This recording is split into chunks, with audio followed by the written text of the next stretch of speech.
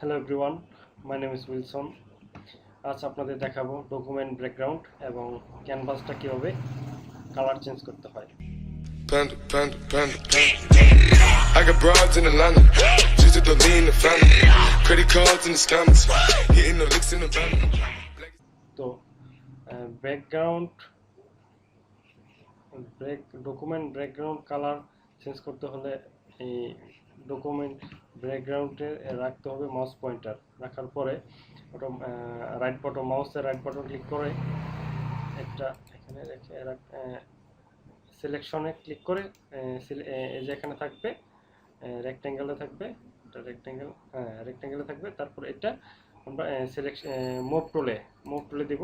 Move টুলে দেওয়ার পরে রাইট বাটন ক্লিক করার পরে আমরা এখানে বিভিন্ন কালার আছে, ব্ল্যাক আছে, ডার্ক আছে, medium grey, light grey, custom, তারপর সিলেকশন কালার। আমরা আমাদের কোনটা প্রিয় কালার সেটা আমরা সিলেক্ট করে নেব। আমাদের সিলেকশন করে নিলাম। নেওয়ার পর এই আমাদের কালার চুজ করা হয়ে গেল। তারপরে আমরা হোয়াইট কালারটারে আমরা কালার চেঞ্জ করে নিতে পারবো।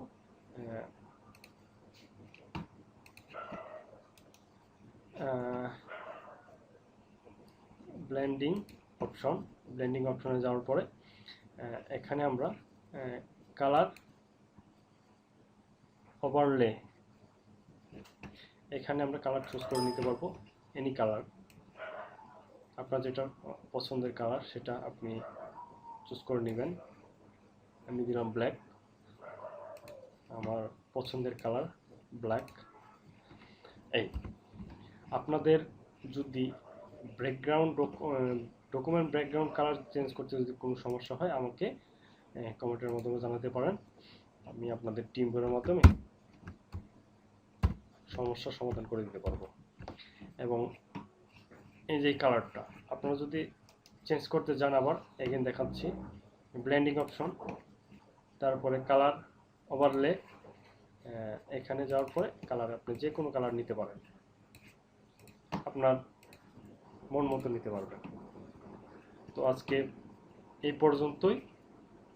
সুন্দর থাকবেন, সুস্থ থাকবেন।